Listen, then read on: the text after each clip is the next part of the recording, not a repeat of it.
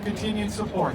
My name is Brian Finnegan. I'm the Director of Education Programs here, and we're about to do a short little demo on the Curtiss P-40. This is a P-40N. This would have been a fighter in service during World War II. In fact, it was in service at the very beginning of World War II.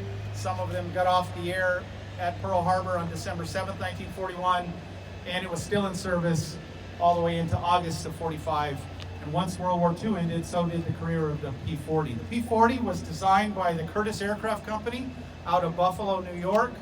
It was designed as a single-seat fighter and also an interceptor, meaning it would protect territory and intercept any enemy aircraft coming in, or it was an aggressive go out and find the enemy and shoot them down aircraft. It has the capability of carrying 1,500 pounds of bombs, and it has 6 50 caliber machine guns, 3 in each side of the wing. You can see them sticking out of the wing. Believe it or not, it was designed in 1938. By the time World War II comes around, it's actually considered obsolete. Technology had advanced so fast that this was an aircraft that was obsolete. However, it was also available. And because it was available, beggars can't be choosers. It was put into service right away. And as I said, was in service when the war breaks out for the United States in 1941. It was also being flown by Great Britain and Canada in Europe at the time, and later it would be flown by Australia, New Zealand, and several other countries as well. They built almost 14,000 of these in the period from 1938 to 1945. This particular aircraft is what's called an N variant. They would have started A, B, C, D. So you can see this is further along. It has a little more powerful, what we call an inline engine. You see an aircraft like you see the Corsair here, where it has a round style engine. That's what we call a radial. This has what's called an inline, a little more similar to what we find in cars in that sense, in that the pistons are in a line to one another. It's a 12-cylinder engine capable of 1,200 horsepower. So it allowed the aircraft to go fast, and it also gave it the power to climb. Typically, the P-40s would fly in a range anywhere from 15,000 up to about 25,000 feet. This particular aircraft is a World War II combat veteran. It flew with the Royal Canadian Air Force, and it was stationed in Vancouver, Canada. And it had a unique mission. It was to protect the Vancouver area, the Pacific Northwest, if you will. And in March of 1945, it successfully shot down a Japanese balloon bomb.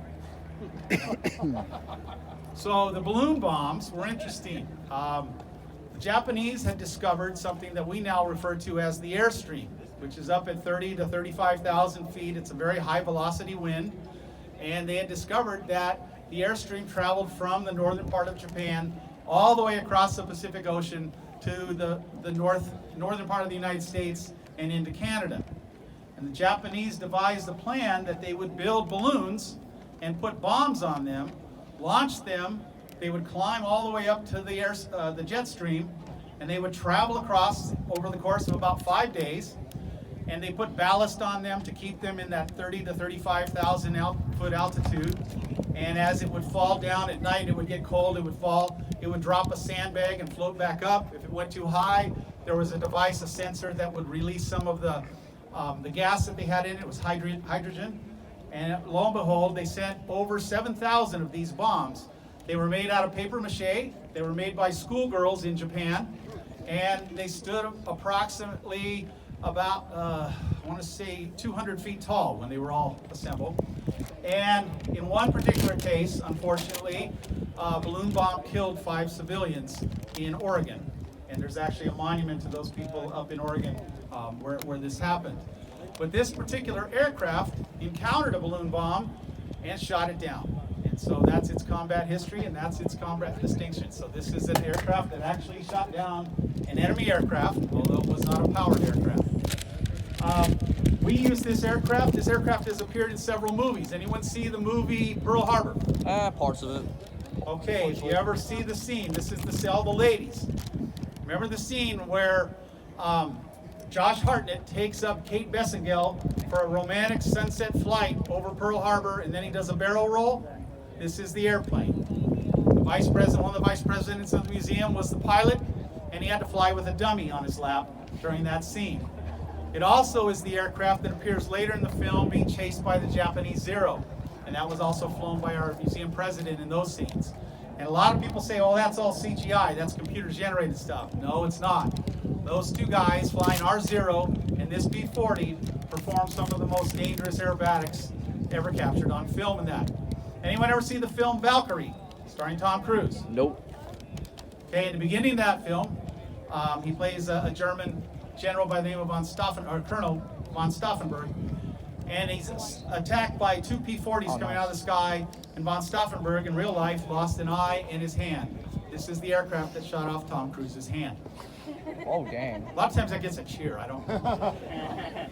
Anyway, Thank you. what we're going to do now is Scott Turner, our pilot for this, is going to climb aboard. He's going to fire up, and you'll get to see this 1,200 horsepower engine fire up, and then he's going to taxi away. And if the tower allows, Scott will make a couple passes overhead, and then he has a mission to head off somewhere else. But we'll get to see a P-40 kind of fly over our heads. And then while they're getting ready, I can take any questions if anyone has. Yes? So this shot down a balloon bomb. What happened to the bomb that was carried by the balloon that was shot down? So yes, when it shot down the balloon bomb, what happened to the bomb? So he actually shot it down over the ocean. So it crashed down in. And are they flying the P-51 today?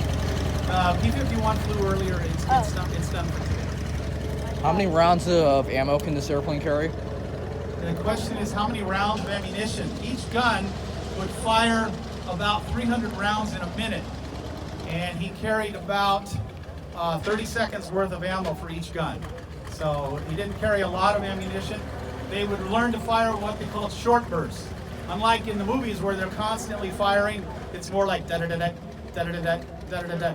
And they would wait till they were very close in range before they would, because obviously ammunition was very precious to them. How much is a gallon of gas for this thing?